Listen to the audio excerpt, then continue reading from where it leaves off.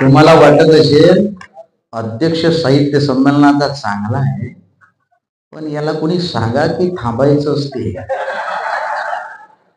मला माहित आहे तुमच्या मनात काय चालू आहे.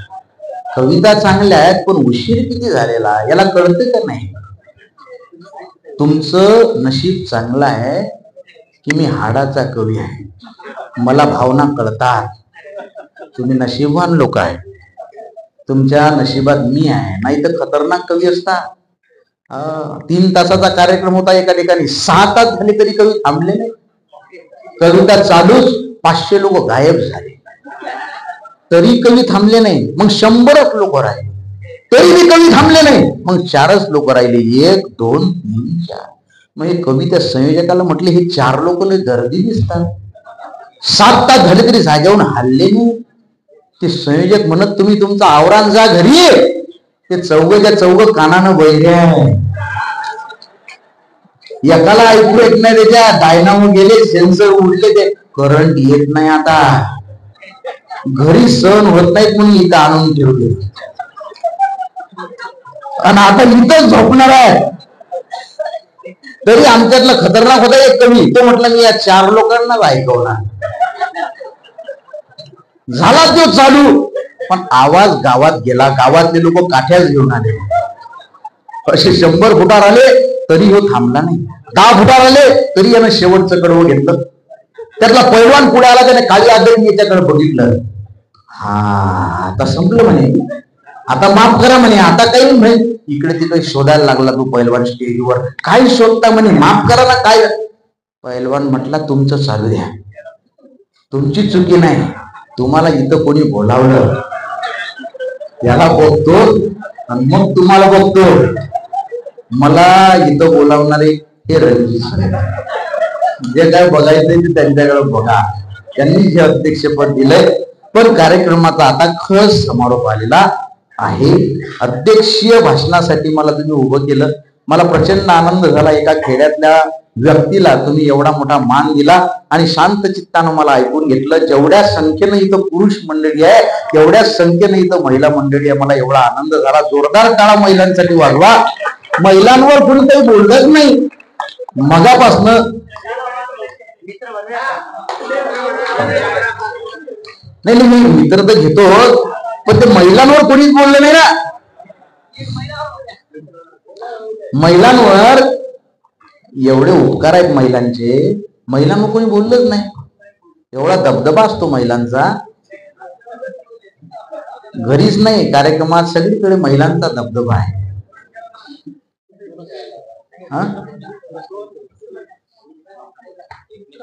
बायकोला न घाबरणारा माणूसच जन्माला आला.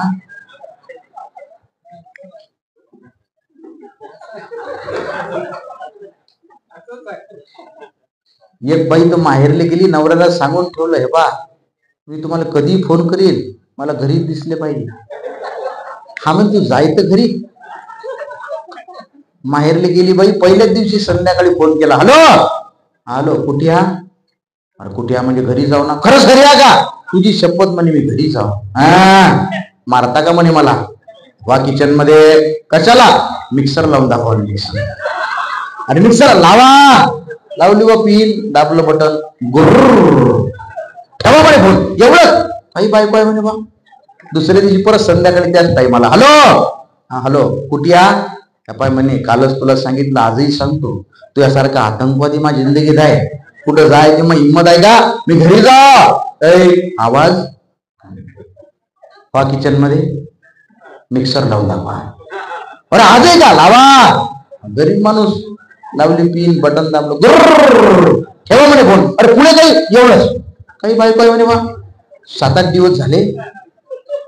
नवऱ्यावर विश्वास असला पाहिजे, नाही तर ते काय पर्याय करतील सांगता येत. 8व्या दिवशी बाई दुपारीच घरी आली. बाईचं तर नवऱ्याच घरात नाही. तिला वाटलं आला दबाव तंत्र फेल गेलं. पिंके बाबा कुठे गेले? मला काय माहित म्हणे कुठे गेले. अरे कुठे गेले तुला सांगून गेलं नाही का? मला काय माहित नाही म्हणे. 8-10 दिवस झाले ते मिक्सर घेऊन कुठे येऊन राहिले.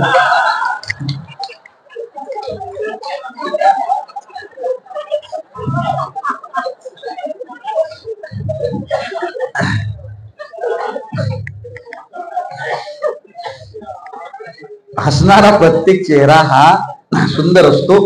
कार्यक्रम 5 मिनिटं राहिलेला आपला, फक्त शेवटची कविता घेणार आहे मी. फक्त हा मुद्दा सांगणं गरजेचा होता म्हणून मी आलो, कारण महिलांवर बोलणं गरजेचं आहे. कारण जिच्या हाती पाळण्याची दोरी ती जगाला उद्धरी. पुरुषांचं प्रतिनिधित्व जरी मी करत असलो तरी सुद्धा मला अभिमानानं सांगायचं आहे, माझ्या घरी माझी आई, माझी बहीण ही एक स्त्री आहे. आणि स्त्रियांच्या आयुष्यात जेवढी संकट आहे तेवढी पुरुषांच्या आयुष्यात नाही. स्त्रियांचं शरीर प्रत्येक महिन्याला नवनिर्मितीची तयारी करत असतं. एवढ्या मोठ्या संकटातनं स्त्री जात असते. एवढंच नाही, सामान्य माणूस किती वेदना सहन करू शकतो साहेब? फक्त 47 डेली इतक्याच वेदना सामान्य माणूस सहन करू शकतो.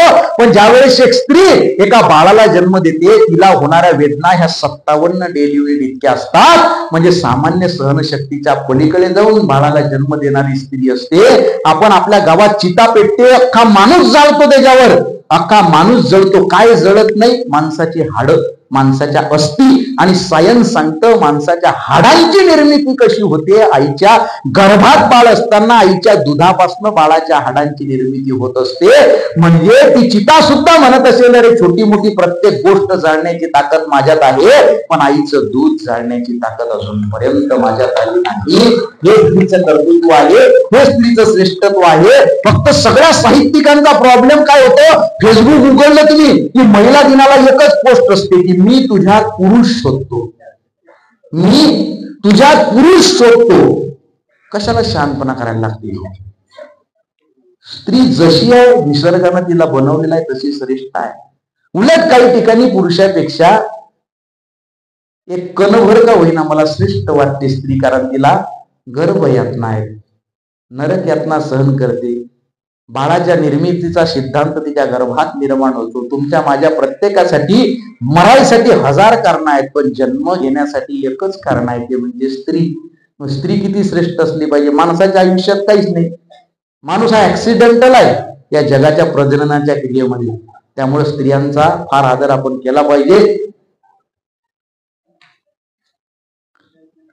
दुःख अडवायला उंबऱ्या सारखा मित्र वनव्यामध्ये गारव्या सारखा. शेवटची कविता एकदा सरळ ताड बसा सगळी. मला माहित आहे तुम्ही थकलेला आहात, पण मी जवळजवळ 550 किलोमीटरचा प्रवास करून आलेलो आहे.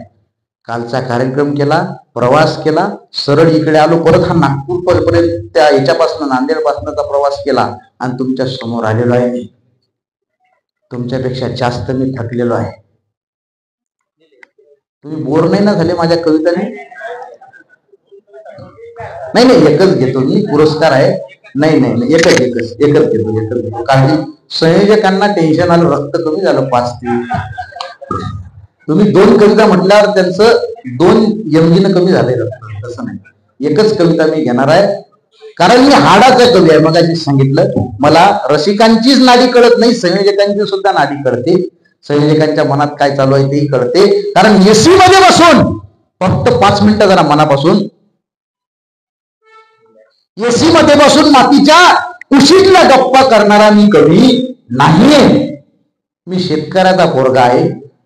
शेतकऱ्यावर फक्त 2 ओळी लिहिल्या होत्या, मी महाराष्ट्रभर व्हायरल झाल्या.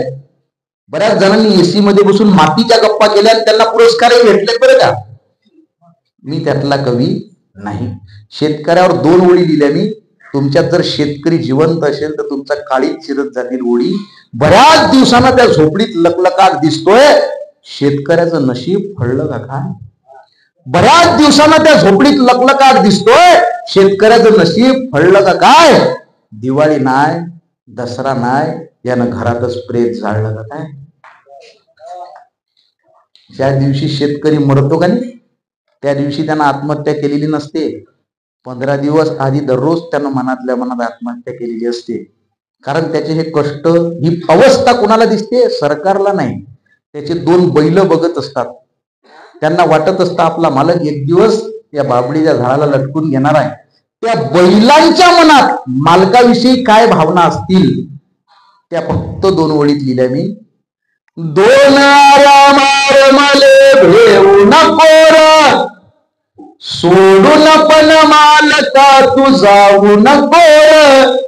दोन आरामार मले भेऊ नको र, सोडून पण मालका तू जाऊ नको र. उठ गड्या झोल आता खाऊ नको र, त्या बाभळीच्या झाडाकडं पाहू नको र, त्या बाभळीच्या झाडाकडं पाहू नको र.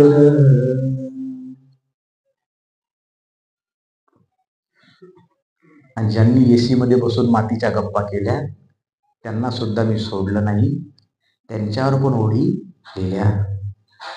जन्म गेला तुझा गारव्यासारखा,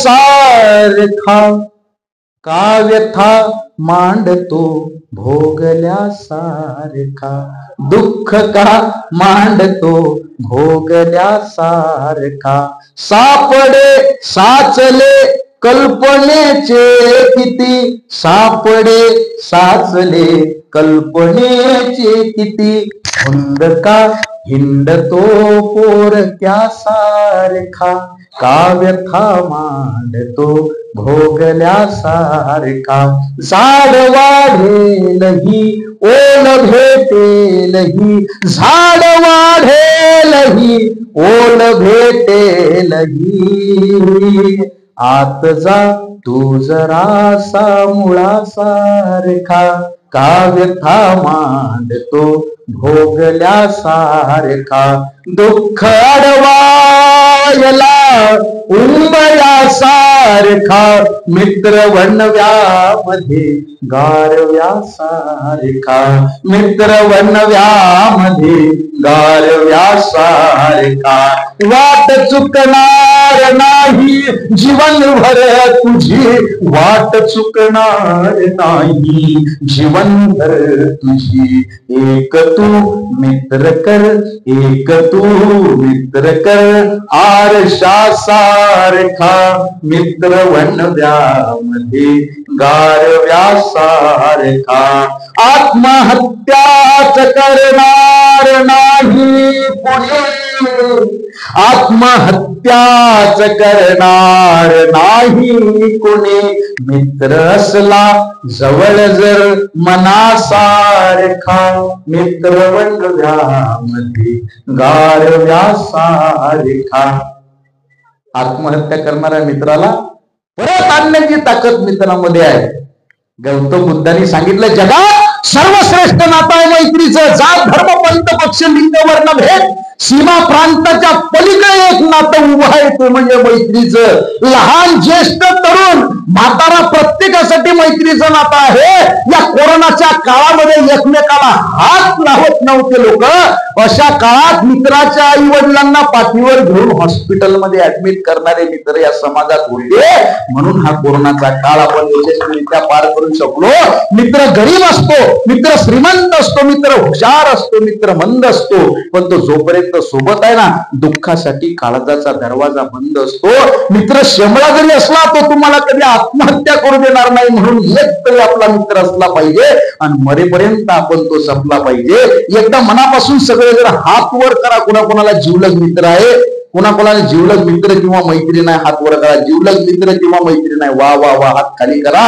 धन्यवाद, तुम्हाला बऱ्याच लोकांना मित्र आणि मैत्रिणी आहेत, मला आनंद वाटला. पण तरी काही काही लोकांनी हात वर केलेला नव्हता. म्हणजे तुम्हाला मित्र मैत्रीण नाही. तुम्ही कार्यक्रम झाल्यावर घरी जा, एका कपात पाणी घ्या, उडी मारा. मित्र नाही तर काही नाही. या कवितेचे जवळजवळ 1,00,000 व्हिडिओ झाले. महाराष्ट्राच्या साहित्यात, मराठी साहित्यामध्ये सगळ्यात जास्त व्हायरल झालेली कविता ठरली. पण मला त्याचा अभिमान तेव्हा वाटला नाही. माझ्या कवितेचा मला अभिमान कधी वाटला, परभणी तुम्हाला माहित आहे ना, परभणीवरनं मला संध्याकाळी 5:30 वाजता एक फोन आला. म्हटला, दादा 2 मिनिटं वेळ आहे का? म्हटलं बोला. आवाज अस्वस्थ होता त्याचा. म्हटलं काही नाही, 15-20 दिवस मित्राचा मेसेज कॉल काही नव्हता म्हणे. अचानक दुपारी 2:15 वाजता म्हणे मेसेज आला मोबाईलवर, काही चुका झाल्या असतील तर माफ करून टाक म्हणे. गड्या, आज आपल्या मैत्रीचा शेवटचा दिवस. माझ्या डोक्यात ट्यूब पेटली म्हणे. मी गाडी काढली, घरी गेलो, हॉलमध्ये त्याचे आई वडील बसलेले होते. थांबलो नाही, आतमध्ये बेडरूम मध्ये गेलो, त्यांना पंख्याला दोर बांधलेला होता, पायाखाली स्टूल घेतलेला होता, कार्यक्रमाची तयारी झालेली होती. मी त्याचे पाय धरले म्हणे, त्याच्या गळ्यातला फाशीचा दोर सोडला म्हणे. तुम्हाला का फोन केला दादा म्हणे. तर त्यांना हाताची मूठ बांधलेली होती, ते उघडली मी, त्याच्या चिठ्ठी लिहिलेली होती. त्या चिठ्ठीवर 4 ओळी होत्या म्हणे, का उगा हिंडतो देव शोधायला, मित्र आहे जवळ मंदिरासारखा, मित्र वडल्यामध्ये गारव्यासारखा. अगं म्हटलं मग त्याच्याकडे मी त्याला मोटिवेट करतो. नाही म्हणे दादा वातावरण तापलेलं आहे, सध्या वेळ नाही म्हणे. मी फक्त त्याच्या आईला मेसेज दिलेला आहे, ज्या कोण्या कवीनं ही कविता लिहिलेली आहे त्याला आपल्या घरी एकदा आण, मला मायेनं त्याच्या डोक्यावर हात ठेवायचा आहे. आपल्या कवितेला जगातला सगळ्यात मोठा पुरस्कार हा मिळाला. मित्र वनव्यामध्ये गारव्यासारखा, का उगा हिंडतो देव शोधायला, का उगा हिंडतो देव शोधायला, मित्र आहे जवळ, मित्र आहे जवळ, मित्र आहे जवळ मंदिरासारखा, मित्र वनव्यामध्ये गारव्यासारखा, मैत्री सातते गाय होऊन म्हणा, मैत्री चाटते गाय होऊन म्हणा, जाविलग तू तिला, जाविलग तू तिला वासरासारखा, मित्र वनव्यामध्ये गारव्यासारखा, दृष्ट लागू नये वेदनेची कुणा, दृष्ट लागू नये वेदनेची मना, मित्र डोळ्यामध्ये, मित्र डोळ्यामध्ये काजळासारखा, मित्र वनव्यामध्ये गारव्यासारखा, चालताना मध्ये रात आली कधी, रात्र प्रत्येकाच्या आयुष्यात आहे, फक्त संकटांमध्ये खंबीरपणे उभा राहणारा मित्र पाहिजे. छोटासा एक मेसेज एवढा व्हायरल केला लोकांनी, घर में आग लग गई, सब जल गया, सब रिश्तेदार आए, चाहने वाले आए, चर्चा करके चले गए, पूछताछ करके चले गए, बस एक दोस्त आया जिसने पूछा अबे क्या क्या बचा है, अबे क्या क्या बचा है. मैंने कहा अबे सब कुछ जल गया, बस मैं बचा हूं, बाकी बचा ही क्या है. तो उसने गले लगा कर कहा अबे पगले फिर जला है क्या है. चालताना मध्ये रात आली कधी, चालताना मध्ये रात आली कधी, मित्र येतो पुढे, मित्र येतो पुढे काजव्यासारखा, मित्र वनव्यामध्ये गारव्यासारखा, जाळताना मला देह ठेवासा. शेवट आपल्या कवितेचा आणि माझ्या अध्यक्ष भाषणाचा सुद्धा शेवट फक्त एकच मुद्दा सांगतो. मैत्रीच्या मध्ये येणारी सगळ्यात दलिंदर गोष्ट कोणती असेल, मिसअंडरस्टँडिंग, गैरसमज. तुमचे काही गैरसमज झाले असतील तर माफ करून टाका, माफी मागून टाका, काही शिल्लक राहत नाही. आपल्या आधी 100-150 वर्ष आधी जी लोक होती त्यातला एकही माणूस जिवंत नाही.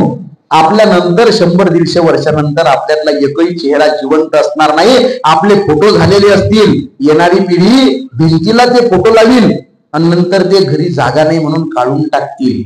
काही शिल्लक राहत नाही. मित्राला सांगा मी तुझ्या पाठीशी आहे, सोबतीने संपवू अंधार मित्रा, वेदनेचा ही करू शृंगार मित्रा, घर तसे मजबूत असते मैत्रीचे, गैरसमजाचे नको बंधार मित्रा, तू दगा केला साता चल असू दे, मी तरी सोबत तुझ्या असणार मित्रा, आणि वेगळे सावज नको लावू गळाला, तोच गळघे तोच गळघे मी पुन्हा फसणार मित्रा, तोच गळघे मी पुन्हा फसणार मित्रा.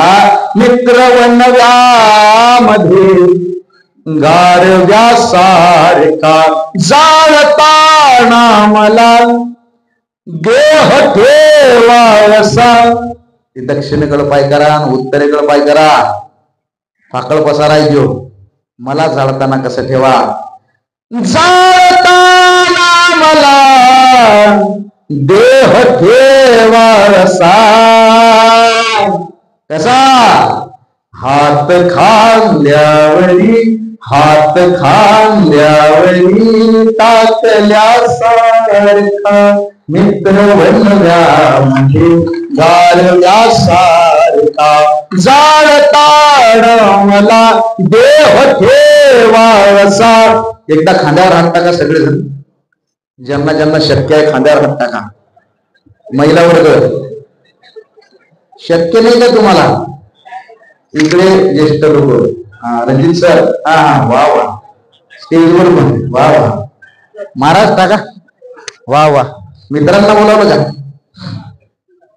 सगळ्यांनी? मागे सगळे खांद्यावर टाका. ती नवीन टीम आलेली आहे, काही मागे बघू नका तुम्ही, मी सांगतो ना आली म्हणून. फक्त खांद्यावर हात टाका तुम्ही तिथंच. हा तिथं थांबले तरी चालतंय, फक्त खांद्यावर हात टाका. हा ज्यांना ज्यांना हात नाही त्यांनी टाकू नका. आहे ना सगळ्यांना हात? वा. तुमच्या खांद्यावर कोणीच नाही का हात ठेवायला? तुम्ही इकडे त्यांच्या शेजारी. वा वा वा वा वा. आणि जमेल, काही भांडणं झाले का तुमचे? जमेल तसं माझ्यासोबत म्हणा. मित्र वनव्यामध्ये गारव्यासारखा जाळताना मला देह ठेवासा जाळताना मला देह ठेवासा हात खांद्यावरी हात खांद्यावरी टाकल्यासारखा मित्र वनव्यामध्ये गारव्यासारखा दुःख अडवाळला उंबऱ्यासारखा मित्र वनव्यामध्ये गारव्यासारखा गारव्यासारखा गारव्यासारखा.